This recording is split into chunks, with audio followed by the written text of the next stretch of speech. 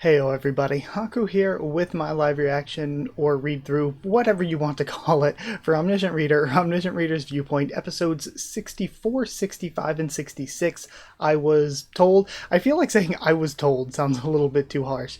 It was suggested that I do 3 chapters this time for a better stopping point, and in the future, if there are any sort of suggestions like that, I'm totally open to it. I'm trying not to do a super long intro this time since I am doing 3 chapters. This is only my 4th video with the new computer, new setup, so I'm not quite used to it yet. But as I get more used to it, I think I'm gonna shoot for 2 chapters every single week on Tuesday, 3 if I can. So like if I have been reading 2 chapters, and sometimes it takes me a long time. If I've read 2 chapters and it takes me like 50 minutes, then I might not do a third. But if I read 2 chapters and it's only been 30 some minutes, I'll probably do a third one. So 2 or 3 chapters every Tuesday, depending on how long the chapters are, is the current plan that I want to go with for Omniscient Reader. And is there anything else I wanted to say? Just the only thing that really sticks out to me to say from last chapter, not that it wasn't great, but it's mostly stuff that I already discussed, is I liked the fake king a lot last chapter, but I was also kind of like, okay, now we've gotten the reveal, the fake king's probably just gonna die or whatever. But a lot of people in the comments really liked the fake king too, and I was like, that kind of makes me a little bit relieved, given that it's not just me that likes her, given that it's other people like her as well. It makes me a little bit more hopeful for more content from that character. And I guess that's it. I swear I was thinking, like, I took a shower right before coming to record, and as I was in the shower I was thinking, okay, I need to say this before reading Omniscient Reader, I need to say this, but now that I'm here, I'm probably forgetting most everything. I guess I covered whatever. Anything else I need to say, I can just say in next week's video or in the comments or whatever. Also, I am just mainly sticking to reactions for now. I feel like Omniscient Reader, I discuss a lot while I'm actually reading, and while there is a lot to remember, while there is a lot going on, I don't think I need to do reviews like when I do Kubera. Kubera, the reviews aren't only me making content for all of you, it's me making content for me. It's me trying to remember everything going on in Kubera. So if you have any suggestions for anything you would really want to see other than reactions for Omniscient Reader, then I'm totally open to suggestions. But just in general, I'm kind of just sticking for read-throughs right now, trying to catch up. And I guess that's it. So, without further ado, if you've watched this week's, I guess I didn't do this for Tower of God. If you watched Kubera, then you will have already seen I made this. So hopefully you like it. Hopefully it's alright. Again, I can't show the webtoon itself on screen. Actually, not only can I not show the webtoon itself on screen, I forgot to change my window capture over to it. So hold on, let me do that. Just go to Properties, and then switch it over to Omniscient Reader.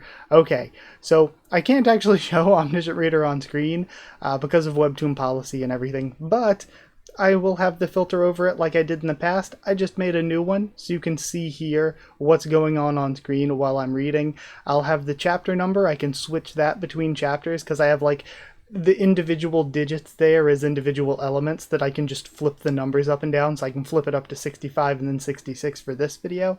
And yeah, I guess that's it. So let's just go ahead and start reading chapter 64. I'm excited. I ended up doing a longer intro than expected, but not crazy long, given that I don't know how long these 3 chapters are, and I'm excited to read, because if there's like a good ending place after these 3, Omniscient Reader has pretty much always been good, and it just keeps getting better, but it makes me excited to see what that ending could be, what these 3 chapters have for me. So, out of 7 kings, I've met the following so far. We're starting with what looks like a recap. The Hermit King of the Shadows, Han Dong-hoon, the King of Beauty, Min Ji-won, the Maitreya King, Cha Sang-gyong, and then the Earth Dragon King, Gu Tae-sung, and the Tyrant King, Jong Yong-hoo, who got crushed by rubble, who I thought got crushed by rubble last read through, but I was like, Come on, they can't just do that. He's probably still alive somehow, and it was just cope. Because comments were like, "Oh yeah, it's crazy how we just got crushed by Rebel." I'm like, "Wow, he really did, didn't he?" And yeah, here we go. And even the neutral king who hasn't appeared yet. Okay, so there's still another, and there's still one king left. I had actually met this king before I met all the others. The most powerful of the 7 kings of Seoul is, and that's interesting because he says the ones I've met so far, right? So that means he's met the neutral king, even though the neutral king hasn't appeared. Yeah, out of the 7 kings, I've met the following. Okay, so maybe he's saying he met those 5, and then there's also the neutral king who hasn't appeared. But his haircut almost makes me think of, gosh, what's his name? The guy in the underwear. I'm so bad at remembering all of these Korean names. It's not Minsub. Minsub's the other one, so it's... Was it Jungkook? I don't remember if that was their name. I got it last read through and I'm getting it wrong this read through. The names are coming and going. It's really tough for me because like when things are like weird fantasy names, I feel like it's easier to remember, or if it's names that you can relate to your native language, your native culture. But when it's just like straight up regular Korean names, which I'm really not familiar with, it all gets jumbled together. There's still one king left. I had actually met this king before I met all the others. The most powerful of the 7 kings of Seoul is... Kim Dokja. You're late. The supreme king, Yoo Jung-hyuk. You're dead meat. And that's end of recap. Episode 64, Chapter 14, Master of the Throne, Part 4. And then we're getting our map base recap that we've been getting at the beginning of each chapter. He stomps down. We have the crashing of energy around him. I, again, wonder how this will go. Like, their relationship is always very odd. He sure is worthy enough to be the main character. I sent him all the way up north, but he already has a black flag. Seeing as how he's angry, Jihye and Huiwon must have done their jobs right. Hey, give me that sword. No. Also, the item that the Tyrant King had was just laying on the ground there. I would grab that. That was really cool. Do you want to die here? She flinches. I really like her. Gil Young. Also Gil Young just being a psychopath. He's mumbling to himself here. Starts yelling. And then we've got Yoo Jung-hyuk realizing something. A grade 6 monarch level insect Titanoptera has appeared, so he was calling out to the bug. And is that Dokja just smacking the fake king? You have obtained the flag of the Hongik University group? I can never tell because and are both characters as well as like G being a character. So there are so many times, or like when it's a double O, it's like, are they trying to express oo or are they trying to express 2 O's? Same with like the EO, are they trying to express which is a common vowel in Korean, or are they trying to express an E then an O? But, so it could be Hongik or Hongik. I'm assuming Hongik, because it feels like the NG is more popular than just the N. So Hongik University Group. Your purple flag has absorbed the contribution points accumulated in the black flag. Your purple flag's evolved into a black flag. You can now use the skill of the black flag. So that's, of course, why he was, like, basically bonking. It's more that he was snatching the flag from back there. And the You Thief! Current number of kings, 6. And then it's weird, so Tyrant King still counts even though he's been crushed? Or I guess no, the count went down when he got crushed, right? Maybe, maybe not. Obtain the item 3-wheeled ring, so he did grab it. Obtain the item dragon jar, so he's just going around collecting all the items from all the dead people. Dokja Kim. And Yoo Jung-hyuk is still just rushing him. What? And he goes behind the dragon guy. And okay, well, we know that Yoo Jung-hyuk doesn't care about just straight up murdering people. So, yeah, that guy's dead. Hold on, Jung-hyuk. Let's talk this out. Gee, I'm sorry. That memo. Memo? My sister. What about your sister? Where did you hide my sister? What are you talking about? Yu Jung-hyuk is using the skill Lie Detection level 6.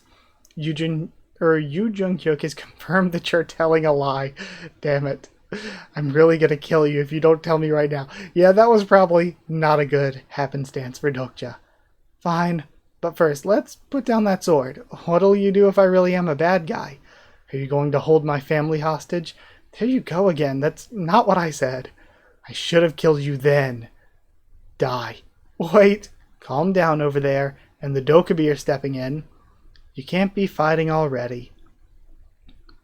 Let's see. All the qualifications have been met. Current number of kings, 5. Okay, so we dropped 1. I guess maybe that's because of the tyrant being taken out. Not 100% if that was counted last chapter or not, when he got crushed. The qualified kings will be transported to the last stage. Okay, so we're taking all 5 kings to the stage then. Dokja! That was close. The final king's qualification has begun. So I guess their allies are just going to be left behind here. Your Majesty. Damn it. Oh, and that's going to be neat, because then those 2 are left with the Fake King. So that's actually a cool way to tie in these characters. Okay, we're seeing the yellow light still. And I wonder if it's because when we see the energy and when we see the dialogue boxes from Bi-young, the boxes and energy are red. So I wonder if the colors of the energy or whatever are unique to the Dokubi, because this one's always been yellow. And then I forget if there was a different color for the third one that we've seen. I mean, we've seen more than 3, but we've had 3 like main ones that have actually gotten dialogue and stuff that I remember. And then clang, ouch. What? I can't enter. You've been disqualified from participating in the final king's qualification. What? And then the Dokubi's laughing. You've missed an important detail because you were too focused on the big picture. Could he have done something? You failed to occupy your target station. You must occupy your target station in order to participate in the final king's qualification. Your target station is Changshin Station. Oh, yeah, we never went there. You cannot participate in the final phase if you did not complete the previous phases. Did you think we'd just forget? So are Dokja's allies, or Dokja himself, going to have to go and quickly grab that last station, and he's going to start with a disadvantage? He's going to start the final game late, or is he just completely screwed? I forgot about the target station because I was so focused on taking out the other kings. I haven't occupied Changshin Station yet. Should I head over there right now? And it does. I don't know if this is going to be something that people would complain about as a plot convenience. For me, I'm not really that big of a nitpicky person. I don't really care that much. But I wonder if other people would complain that it's odd that Dokja, who typically has so much under control, is thinking so far ahead, is remembering so many things. Is it odd that Dokja's like, oh yeah, this whole plot contrivance is happening just because I forgot something? It does seem a little out of character for Dokja, to be honest. But again, it's one of those things where I don't really care that much, but I wonder if that's a talking point with anyone else. Should I head over there right now? But the scenario would be over by the time I got back. They've already started fighting. And we have the monk guy, the Maitreya King, just getting slapped by Yu Jung-hyuk. Dokja, Sangha. Okay, and we have them. Oh, and even Hui-won's made it there with a kid. Is that Hui-won? Is my brother really? Or we have little sister Yu Jung-hyuk? Yeah, how many times do I have to tell you? But I'm hungry. Why are you here, Hui-won? I told you to wait at Changshin Station. Are you kidding me? How long was I just supposed to stand there? And she hasn't had anything to eat since this morning. Aren't you worried? Isn't she your sister? He's not my brother. Huh? He's uglier than my brother. Very ugly at that. Damn brat. She's not your sister. Then who is she? I thought that was why you wanted to rescue her. Who are you? I'm hungry. Who would even imagine that nutjob has a sister like her? Is this the end to my perfect plan? I had planned for Jung-hyuk to go north after seeing the note I sent with Ji-hye. Then for Hui-won to save his sister so I could manipulate him. I know it's cowardly, but or would have won the scenario if I didn't go this far. Okay, so that was the plan. So it's more that Dokja had a plan and the plan did not work out because I'm assuming he expected Yu Jung-hyuk to just go to save the sister and see Ji-hye do it and everything, or we won't do it and everything. But rather than that actually happening, he just went straight for Dokja himself. Where are you going, Dokja? To take over Changxin Station. What? Why would you go there? Hey, give me that thing I gave you. Okay. And then she's pulling it out of her mouth? Is that? What a weird ability. It's Yumiya's skill, Inventory. Huh? What's that? So she's just like a four-dimensional bag, essentially. What do you think? Could it be? You only need the flagpole to take over the station, right? So we won't thought about it ahead of time. Did she just bring the flagpole from Changxin Station? Also, would that count? I mean, I guess since it's happening. No one in the entire TWSA has ever done that before. The constellation The Adventurer Who Makes Eggs Stand Up is moved by Jung Hui-won's idea. What, is something wrong? No. Then what are you waiting for? Plant the flag and get going, Your Majesty. He plants the flag. Your group is taking control of Changxin Station. You've received 2,000 coins as your reward for capture the flag. Is this even allowed? It worked. I can't even... Your group is taking control of your target station. And Mia and Hui-won are clapping. Your body will be transported to the stage of the final king's qualification. He gets taken away. King's qualification. The one worthy of the throne shall be braver than the rest. The throne doesn't want a weak king, so you have to have at least a black flag. And then he who dreams of sitting on it must desire it, which means only a limited number of kings can challenge for it, and you have to remove the other kings, which we've already gotten through, and the one king must be able to stand on his own. The king who's worthy of the ruler's throne must be able to prove his worth with his bodily... I think it should be like with his with his body alone, not with his body alone. Because with his body alone implies that you're not allowed to use weapons or items, which actually could be true since we, instead of just chopping his head off, we saw Yu Jung-hyuk just slapping the Maitreya King.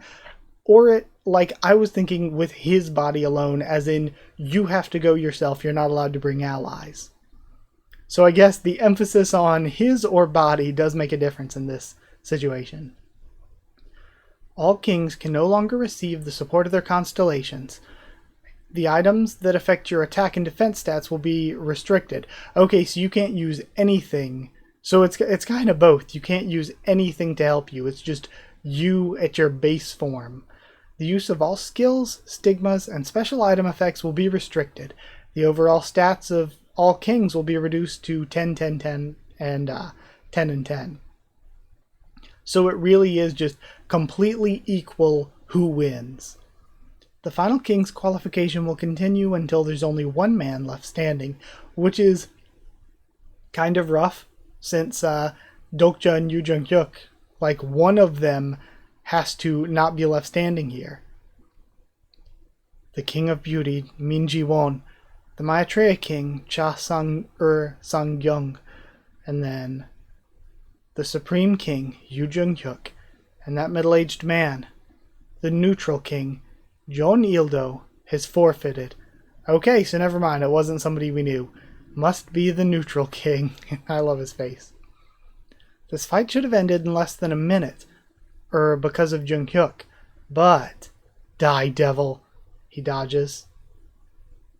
And then parries with a shot. We meet again. I didn't want to fight you. I didn't expect Min Ji-won to have survived this long. Not bad. I'll attack you if you don't forfeit. Go ahead, I won't go down that easily. We start smacking off screen. The Maitreya King gets knocked back. I'm surprised he's this tough. Like, he's really hanging with Yu Jung-hyuk. How? How did he... If I remember correctly, Jung-hyuk finds a loophole in the last phase. A fight with no skills, no stigmas, and an average stat of 10. Everything seems to be completely restricted. There's only one thing that's not restricted, so is he buying more levels while in the game? Coins.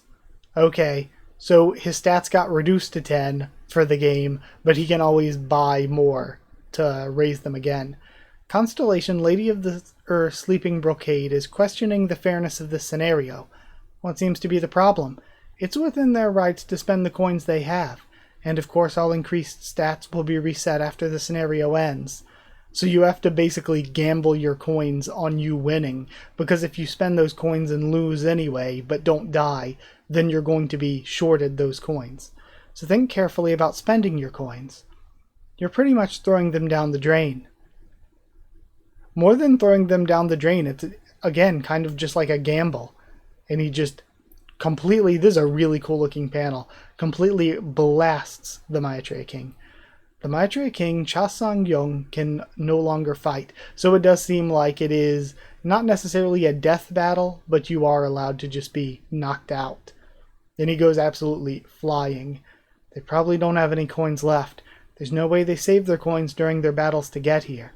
But Jung-hyuk has always had some to spare. He should have about 30,000. No, since he's progressed quite quickly, maybe 40,000 coins. I will forfeit. The King of Beauty, Min Ji-won, is forfeited. So now it's either Dokja forfeits or Dokja wins somehow. I wonder if he could just say, look, your sister's... Because I'm assuming it said, Yumiya, right? So we know, really, that that's his sister, not Dokja's. That was the lie and everything. So could Dokja just be like, hey, look outside the barrier. Also, this is a really interesting panel shape they got going on for this one. And then, I thought he'd come straight for me, but he's taking his time. Almost as if he's waiting to see how high my stats are. He sure is careful. He probably wants to win using the minimum amount of coins possible. He could get his sister back if he sat on the ruler's throne. But he'll soon realize how cocky he's been. Spent 4,000 on strength. Jung-hyuk. And he spends multiple amounts of 4,000. Coins in possession, and he's at over 80k. I'll go easy on you, so don't die on me. You've spent a total of 72,000 coins. Strength from 10 to 100. Your strength has surpassed that of a human's. It's time to reap the fruits of my investments. And we have a huge crash that we'll probably get cliffhung on, and we are. So this is interesting. I know that Dokja will explain it when we get there, but I wonder why it is that he has to be the king here. He has to be the ruler, that he can't just let it be, or like he can't do what the other two did and say, never mind, I forfeit. Again, we'll probably have an explanation, and it probably goes deeper into things further down the line that he has planned, but I do think that it's an interesting choice for him to go for the fight here. I mean, if you can, why not? It's probably much better to win than to lose, obviously.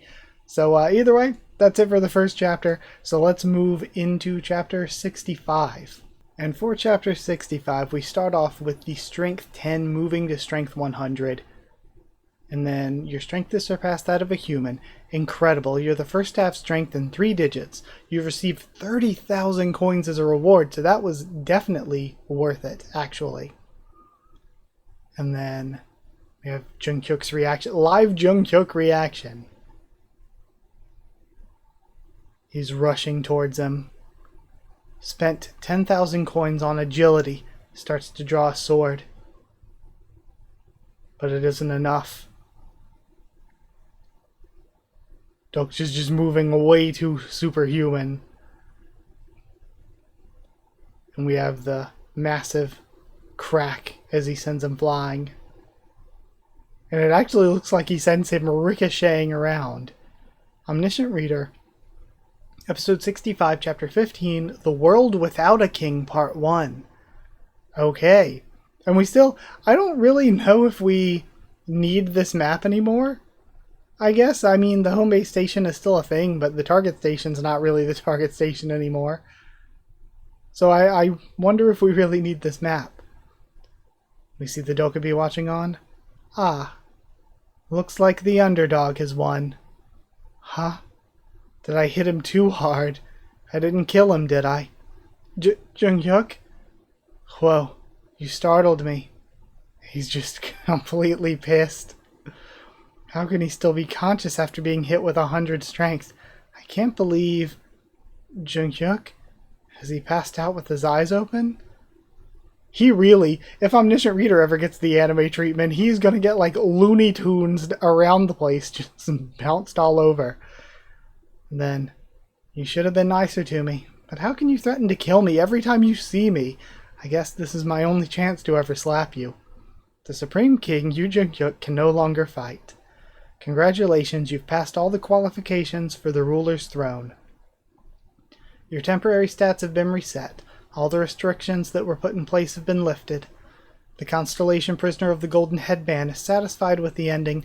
The Constellation Secretive Plotter applauds your will. The Constellation Demon-like Judge of Fire. So they've changed it? I thought it was Demonic Judge of Fire before. So Demon-like Judge of Fire is impressed by your tenacity. You've been gifted 4,500 coins. The Constellation Lady of the Sleeping Brocade is mortified. And then the Constellation One-Eyed Maitreya throws his eye patch to the ground. The Constellation Lord of Hanam is blaming you. Interesting. I don't think we've heard Lord of Hanam yet. Well, fine. I guess it was a fair fight. This is an announcement for all the incarnations of Soul. We now have a new owner of the ruler's throne. So he is... That must be him. Which area is he from? Okay, so if each of the places where this is going down all around the world are major cities, and if Dokja is now King of Seoul, does this maybe even mean that we have kind of completed the Seoul arc of things? Is it now Dokja and his followers as king versus like the king and followers of all these other major cities around the world? Like, is that possibly where we go to next? Because it feels weird, because it feels like there's still so much that we haven't seen with Seoul. Again, we spent like 99% of our time in the subways underground, so it feels like there's so much that we haven't explored yet. So it'll be neat to see where this goes. And then, wait, what is it? Aren't you being a little too hasty? You made the announcement when I haven't even sat on the throne yet. But aren't you going to anyway? What can I do with this thing? Make other humans do your bidding. It's just as the name implies. As long as you're seated on the throne, you will be the absolute ruler. The Constellation Lady of the Sleeping Brocade smacks her lips. I'm so jealous. Is that all? What? So I wonder if the title of the section kind of spoiled it, that he's going to turn down the throne. But I feel like, can you turn down the throne? What would turning down the throne, what would that do to benefit Dokja here? That sounds too good to be true. I'll have absolute power over the ground in which I rule. You're only getting what you deserve. You've risked your life to get where you are now. I wonder if there is some sort of big drawback, like you can't leave the throne. Like some sort of sword of Damocles. So does this throne give me the power that overrides the rule of plausibility? And he pauses. You're such a good liar. Maybe it's because you're a Dokubi. Doesn't the management have rules against lying like that? Okay. So yeah, he doesn't respond. Let's not argue over this. We have to end the scenario. Now go sit on it. If you keep acting out, I will just destroy the ruler's throne. How about that? Go ahead. I don't care. What? And then Dokja turns back. I refuse to sit on the ruler's throne. And all the surviving people are congregating. We have the roaring and crashing of the lightning. Rain dripping on everyone. What did you just say? And the Dokubi's getting pissed. I'm not going to sit on the throne. I don't get why you're being so stubborn. Just sit on the throne. Without it, Soul Dome won't be able to make it through the 5th scenario. And again, we're seeing the dome around the city now. What the hell's wrong with them? Just zip it and sit. I'll do it. Let me do it. The throne can give you everything you want and more. Just by sitting on the throne you'll become a fable, and the constellation promised to you will rise in its ranks. And let me warn you, I'm not like the low-grade Dokkaebi. Your trickery won't work on me. What he said is true, or what he said was true. The 5th scenario will be difficult to clear without the ruler's throne. But I know that there are some things he's not telling me. If I use the power of the ruler's throne, even once, I won't ever be able to reach the end of the scenario. So it is because there's a drawback. In the book, Jungkook realized this only on his 41st regression, so it took a lot. Why would you refuse being king? Here's a question for you. Why would you want me as your king? What? What if I just kill you after I sit on that throne? Yeah, they don't know him. And the rest of you, have you forgotten already? We used to live in a democratic country, but why are you all acting like you're subjects of a kingdom? More importantly, I don't want to rule over the likes of you. That's why I refuse to sit on the ruler's throne. Neither do I want to sign with any of you lousy constellations. He looks to the screen. And I love the effect of seeing the streaming screen, so it's as if you're looking in on it as the constellations are. And I will stop anyone else from sitting on that throne. That's enough. You are testing my patience. How long will you let the Dokkaebi push you around with their scenarios? Don't you know what it means to have someone sit on the ruler's throne? And this goes for all the constellations of Korea as well. I know that all constellations are not the same. Some are higher in rank than others. But haven't you done enough? For how long must this land suffer at the expense of your bickering? You make history and become historical constellations, and build up fabled acts and become fabled constellations. Then what next? What will you do after you become the brightest shining star in the sky? How much longer must your descendants suffer, so that you can fulfill your desires? So since you have to build up and become a higher and higher constellation through history, it's kind of weird. Again, it makes sense that this must be something that's happened again and again and again, because if so, and it's like it must be a repeating cycle, almost like, what is it in like Hinduism? Is it like a kalpa or something like that, where it's just the same cycle repeating over and over again? Is it something like that? Because otherwise, why would it make sense for some of these constellations to already be important when in the grand scheme of existence it's only been a couple hundred years maybe? And in addition to that, that means that all the constellations we've seen, like angels and gods, were they really like angels and gods that existed in the past?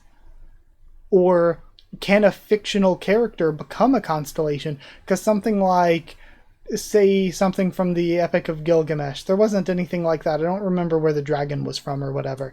But do they become a constellation through people believing in them, even if they didn't actually exist?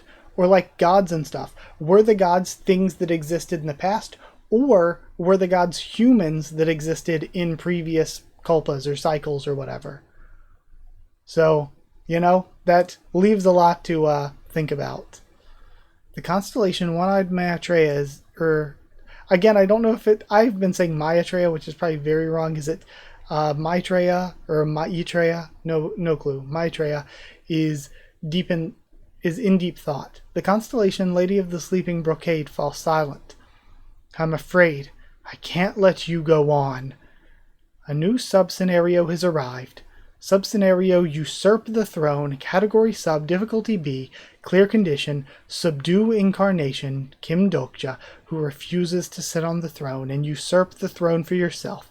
Time limit 30 minutes, reward 6,000 coins, penalty for failure, and there is none. Right, I knew it had come to this. Usurp the throne. I can be a king too. And they start rushing in. We have Huiwon rushing in too, though. Come at me if you dare, and she joins them. So Dokja and his allies are going to have to hold off everyone else for at least 30 minutes. Huiwon, Sometimes it looks like you're the main character of TWSA instead of Jungkook. He'd never do anything this absurd. And we've got Min Sub, and again, was he Jungkook? I think he was. Or was it Sungkook? Oh man, sorry, I don't remember his name. It might have been Sungkook. There are values we must uphold no matter what no matter how the world changes. That's sincerely what I believe, and Sung A's with him. And then the King of Beauty, the Maitreya King. And are they all going to join him? Yeah, they all join his side. I'm going to help you just this once. I could tell by reading your mind that you have a point. Okay, so he was won over by the ideas that he was spreading about the king and the constellations. What? Squirm all you like, you worms. What are you waiting for? Get them. And everybody actually starts charging in. Dokja, you do have a plan, right? What do you want us to do? Try to buy us some time so I can destroy this throne. And then everyone's fighting. It's the 4-yen demon decapitator. And he pulls out the star map, activating the Gampyeong. I don't know if it's Ganpyeong-gui or Gampyeong-wi. So Gampyeong-wi, special ability, Echo of the Stars. I'll call upon a constellation. And we see the rain slowing down. Echo of the Stars allows you to seek the help of a high constellation. I call the 7 stars of the Big Dipper. And then the Dokubi's pissed. The stars have set sail. And what is that? Ursa, the Big Dipper, so Ursa Major lights up. And then we end there. No scenario recap at the end. And that would actually have been a really cool ending. That would have actually been a really, really cool cliffhanger. I think that's, in a way, it seems like a lot of it's happening very quick. And it's like the cheesy moment of all the good guys are helping the good guy. But on the other hand, just setting that aside, because, again, I'm fine with that, I think that could have been one of the best chapters so far. Like, that was really good. And I like seeing... I would even want to see the rest of our main characters show up there, since, like, literally everybody is crawling out up there. And just have everybody defending the throne while Dokja finishes it off, have everybody in one place, and then we end this. I love Dokja's speech. It's kind of the through line that he's kind of had from the beginning of going against the system and the constellations that have been here, like he talked about from the beginning of the series, tearing down the constellations. And again, it's very interesting because this is all something that happened in a book for him. And he read the book and was like, well, screw these guys, screw the constellations, and is now standing against them. And if so, it's maybe going to completely negate a lot of the advantages he had by knowing the story. He's going to still have a lot because he's going to be familiar with other people and characters that were in other cities. He's going to be familiar already with some of the constellations. But it is interesting, and it just, again, keeps bringing up questions. There's been so many philosophical questions with, like, who are people? Who are characters? Did these people exist really? Did these characters exist really? Or are some of these people just NPCs? And if they are NPCs, does that matter? Is this something that just has happened again and again and again to this world? The world goes through the same process and then is destroyed, and then goes through the same process again. Is it just the same cycle with the same world and the same people over and over again? And is that how the regressions work, the regressors and everything? I mean, we don't really know 100% about other regressors other than Yu Jung-kyuk, and if there's more than one, then how do their abilities coincide? So yeah, there's a lot to think about. I'll go one more chapter like I was suggested to, and then I guess I'll end it there. Okay, let's read chapter 66 to finish this out. I'll call upon a constellation. Echo of the Stars will help, or allows you to seek the help of a high constellation. So again, if you're summoning the Big Dipper or Ursa Major or whatever, what does that actually mean? Like, who is that as a constellation? And The Dokkaebi looks pissed about it. The first star of the Big Dipper, Tamlang. The second star of the Big Dipper, Gomun. So, if these are all Korean people, Korean characters, figures from history, whatever, and the stars of the Big Dipper are named for them, is that just like the Korean is objectively what happened in history for this universe, or are the stars of the Big Dipper different for different cultures? I mean, I guess in like sort of Western English culture, there's not really like, I mean, the stars obviously would have names, but I don't think they're like named after actual figures or characters or anything. The third star of the Big Dipper, Nokjon. The fourth star of the Big Dipper, Mungok. And then the fifth star of the Big Dipper, Yeomjong. And then the sixth star of the Big Dipper, Mugok. The 6 constellations are looking at you. He looks up. What are you thinking? If you call all of us, your mind will be completely destroyed. Why did you call us? Why walk the thorny path when there's an easier way out? He coughs up blood. To be able to use the 4-yin Demon Decapitator, I need to call one more constellation. The Gampyeong-gui cannot be used any further. The reward item the Tyrant King received from the 7-man dungeon, the Dragon Jar. By sacrificing the S-grade item 3-wheeled ring, I'll recharge the usage count on the S-grade item, Gampyeong-gui. The Dragon Jar exudes its mysterious power. The S-grade item 3-wheeled ring has been sacrificed. The usage count for the S-grade item Gampyeong-gui has been recharged. I call the 7th star of the Big Dipper, Pagun. And then we see another shot of the constellation lighting up, and the final line of light connects. What do you want from us? They say in unison. I want to cut off the tie the throne has with its owner. Please, lend me your sword. Do you know what that entails? I do. The ruler's throne. The reward item for the 4th scenario.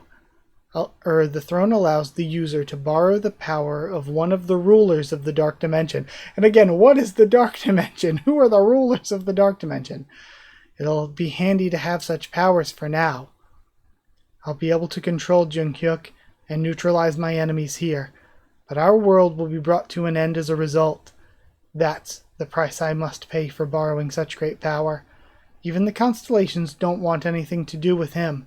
How dare a mere human like you challenge the owner of the throne? I'm not trying to fight him. I only want to cut off the tie between him and the throne. Okay, so the throne gives you power, but because the power is connected to a ruler of the dark world, that's how the destruction happens. So if you cut him off from it, I wonder if the throne would have the same power or not.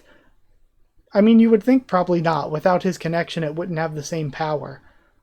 Well, I guess that totally makes sense then. That's totally fine. Because then he cuts off the ruler from the throne, and the throne, they can't fight over it anymore because it won't have any power anymore. And then, you cannot handle the plausibility. You'll die because of it. That's my decision to make. Let's begin. And the sword begins to light up. The S plus grade item 4-yin Demon Decapitator has been upgraded to a constellation artifact. We respect your decision, say the stars. Although you may die here, we will remember you. The 4-yin Demon Decapitator is a sword made to be used in rituals. It's one of the few items that can cut the tie a constellation artifact has with the constellation who owns it. This is the real power of the 4-yin Demon Decapitator. One may think that becoming king by using the ruler's throne would make it easier to complete the remaining scenario. Is he going to destroy the throne? What are you doing? Stop him! But you'll never make it to the end. Hurry, Dokja, with such naive thinking. I don't care what others think. The story I want to tell is... And the throne itself cracks down the center and completely breaks apart.